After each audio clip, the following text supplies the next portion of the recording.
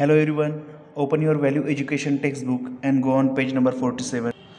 So friends, in this video we are going to start our 7th lesson, and that is purity in public life. Means सार्वजनिक जीवन में पवित्रता. I never did or countenanced in public life a single act inconsistent with the strictest good faith, having never believed there was one code of morality for a public and another for private man, by Thomas Jefferson. This is the line of Thomas Jefferson, who was American statesman, lawyer and diplomat, who declared Declaration of Human Rights in America. Okay, value links for this lesson are honesty, प्रामाणिकता, integrity, राष्ट्र एकता, and purity in public life, सार्वजनिक जीवन में पवित्रता. Time to start. How is it that nowadays we do not get startled when we hear of reports of person occupying high positions being charged for some act of corruption or the other? Don't we once in a while only wonder what's happening around us, and yet that sudden interest to wanes away soon? Daily की ये बात है, हम newspaper पढ़ते हैं, TV पर देखते हैं, और हमारे दिन की शुरुआत कैसे होती है? कोई उच्च पदस्थ अधिकारी है, नेता है, राजनेता है, ऐसा व्यक्ति किसी भ्रष्टाचार के लिए, करप्शन मीन्स भ्रष्टाचार, करप्शन के लिए उस पर कोई केस दर्ज किया जाता है. हम सोचते हैं कि क्या चल रहा है हमारे आसपास में. ऐसा कुछ देर के लिए उस न्यूज़ देखने पर, पढ़ने पर सोचते हैं, और बाद में थोड़ी देर के बाद जैसे मानो एक आदत बन गई हो, वो बात हमारे मन से निकल भी जाती है उतने ही fast. We do get shaken up very severely too when not war, not famine, certainly not any natural disaster. Then what is that shakes us up? हम पूरी तरह से हिल जाते हैं ऐसी न्यूज़ सुन के. कोई युद्धजन्य परिस्थिति नहीं है, दुष्काल यानी कोई आपत्ति नहीं है, कोई नेचुरल डिजास्टर मीन्स नैसर्गिक जो आपत्ति विपत्ति है, भूकंप जैसी, वो भी नहीं है. फिर हम इस तरह से क्यों हिल जाते हैं ऐसे न्यूज़ सुन के? We wake up to something worse than all of it put together.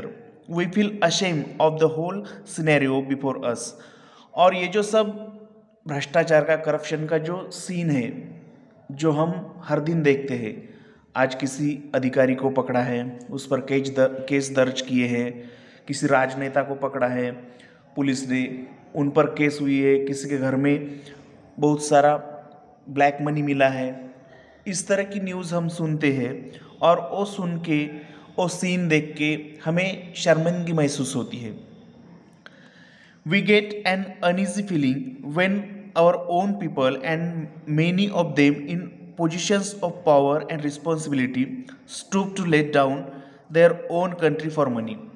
और जिनको हम आदर्श मानते हैं, कोई उच्च पदस्थ अधिकारी हो जिस पर रिस्पॉन्सिबिलिटी होती है, वो व्यक्ति जिस पोस्ट पर है उसका सम्मान भी होता है, लेकिन ऐसा व्यक्ति जब खुद के स्वार्थ के लिए देश को भूल जाता है, करप्शन करता है, काला पैसा इकट्ठा करता है, तो हमारे पास वर्ड नहीं रहते. और that there are big time swindlers who without a second thought have stacked away crores of their fraudulently earned money without paying tax in safe havens, or that they have been accomplices in some big time treachery. और ऐसे व्यक्ति जो काला पैसा, काला धन इकट्ठा करते हैं, जो कि फ्रॉडुलेंटली मतलब फ्रॉड करके उन्होंने कमाया है, उसको किसी सेफ जगह पर वो लगा देते हैं, और वो भी विदाउट टैक्स पे किए. We hear our own elders state with a certain cynicism that nothing will make a difference to our country. क्या फ़र्क पड़ेगा, is the question they ask themselves. और हर व्यक्ति ऐसा सोचता है, मैं करप्शन कर रहा हूँ, मैं करप्टेड हुआ तो क्या हुआ, अकेला मैं सुधर के देश थोड़ी ही सुधरने वाला है। हर एक को ऐसा सोचना चाहिए, ऐसा करप्टेड व्यक्ति भी सोचता है। लेकिन इससे होता क्या है कि करप्शन और बढ़ता है। Let's ponder over this situation for a moment. और चलो एक पहल करें, एक बार सोचें कि ये सिचुएशन किस तरह से है और किस तरह से देश को खोखला बना रही है। There are some people who lead a public life of honesty and purity against all odds. लेकिन हमने करप्टेड लोगों के बारे में सोचा है, लेकिन आज भी ऐसे कुछ लोग हैं, ऑनेस्ट लोग हैं, जो अपने पद प्रतिष्ठा वो जिस स्थान पर है, जिस पद पर है, उसका आदर करते हैं और पवित्रता का जीवन व्यतीत करते हैं। But they are very few and also not noticeable by the common people. और वो इतने कम है जिसको हम उंगलियों पर काउंट कर सकते हैं, उतने कम है। और जो सामान्य लोग हैं उनके ध्यान में भी उनका नाम नहीं आता। They are not those who make a mark in the society और those who have the charisma और the courage to steer people to thinking that there needs to be a change for purity in public life. लेकिन उनका जब हम जीवन देखते हैं, उनका जब एडमिनिस्ट्रेशन हम देखते हैं, तो वो हमें सोचने पर मजबूर करते हैं कि किस तरह से पब्लिक लाइफ में ऑनेस्टी की, पवित्रता की ज़रूरत है। The public aspects a high quality of purity in any person occupying a position of importance. लोग हमेशा ऐसा एक्सपेक्ट करते हैं कि जो व्यक्ति उच्च पदस्थ है, किसी अधिकार के पोस्ट पर है, जगह पर है, ऐसा व्यक्ति जो कि सबके लिए इम्पोर्टेंट है, तो उसका जो व्यवहार है वो प्योर होना ज़रूरी है, न कि वो करप्टेड हो। Leaders therefore have to be above reproach. और जो लीडर्स है उनको इसका ध्यान रखना चाहिए। They have to set an example for others on how to be law abiding and fair minded. They should not let power corrupt them or let it be used for personal benefits. और इन लोगों को भी एक बात ध्यान में रखनी चाहिए कि लोगों को किस तरह का व्यक्ति, किस तरह का अधिकारी, एडमिनिस्ट्रेटर चाहिए, और उन्हें क्या करना चाहिए कि उस तरह से खुद को ऑनेस्ट रखने की कोशिश करनी चाहिए। क्योंकि ये जो लीडर्स होते हैं पीपल के लिए, कॉमन मैन के लिए आइडियल होते हैं। अगर वही करप्शन करने लगे तो लोग उनकी कॉपी करने के लिए आगे पीछे नहीं देखेंगे। Purity begins at home. जैसे हम कहते हैं चैरिटी बिगिंस एट होम, ठीक उस तरह से purity begins at home with the parents standing as role model of their children. हम हमेशा कहते हैं कि चिल्ड्रेन के लिए उनके जो पेरेंट्स होते हैं वही रोल मॉडल होते हैं। And the elders siblings to their younger ones. Purity is nurtured in schools where the teachers groom the students. अभी ये प्यूरिटी स्टार्ट कहाँ से होती है, इसका उगम स्थान कहाँ पर है? तो प्यूरिटी अपने घर से शुरू होती है। जो छोटा बच्चा होता है उसके पेरेंट्स उस बच्चे के लिए आइडियल हीरो होते हैं।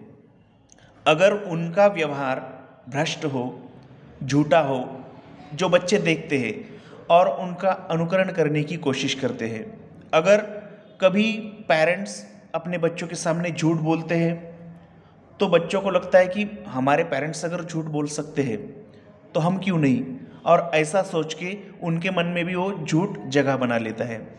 जो बड़े भाई है वो अपने छोटों के लिए आदर्श होते हैं, आइडियल होते हैं। वो जैसा बर्ताव करेंगे ठीक उसी तरह से उनके जो यंगर ब्रदर सिस्टर्स है वो भी करने की कोशिश करते हैं।